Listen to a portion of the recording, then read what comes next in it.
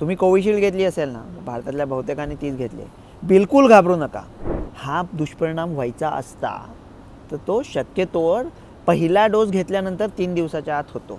हा एवढा दुर्मिळ आहे की 1 कोटी लोकांमध्ये 16 जणांना होत असेल. शक्यतोवर तरुण मुलींमध्ये जास्ती असतं. ॲस्ट्राझेनेका कंपनी आहे ना कोविशिल्ड बनवणारी, त्याने म्हणे कोर्टात मान्यता दिली की खूप गंभीर दुष्परिणाम होतो आणि त्यांना आधीच माहिती होतं. आणि गंभीर म्हणजे एकदम क्लॉट्स बीट, मृत्यूच, आधेमध्ये काही नाही. तुम्ही कोविशिल्ड घेतली असेल ना, भारतातल्या बहुतेकांनी तीच घेतली. बिलकुल घाबरू नका 3 कारणांकरता. पहिलं कारण म्हणजे हा दुष्परिणाम व्हायचा असता तर तो शक्यतोवर पहिला डोस घेतल्यानंतर 3 दिवसाच्या आत होतो. झाले का तुमचे 3 दिवस पहिला डोस घेऊन? 3 वर्षे होऊन गेली, भूतकाळात आहे ते काका. आता त्या भूतासारखं घाबरू नका त्याला.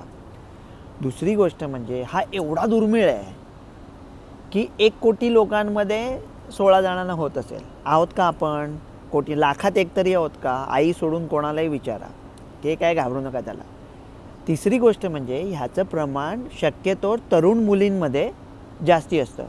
तेव्हा मी व्हिडिओ बनवला होता की तुमचं वय 18 ते 30 असेल आणि तुम्ही मुलगी असाल तर कोविशिल्डऐवजी कोवॅक्सिनकडे झुका. काय सगळंच बरोबर, नजर न लगेच. आणि मी ना 100त एक 10 माणसात तरी एक असेनच मी, कमीत कमी.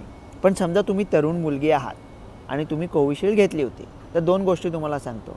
पहिली गोष्ट म्हणजे मला रवी काका म्हणायचं नाही. आणि दुसरी गोष्ट म्हणजे तुम्हाला काही व्हायचं असतं तर पूर्वीच झालं असतं. तुम्ही यार बिलकुल घाबरू नका.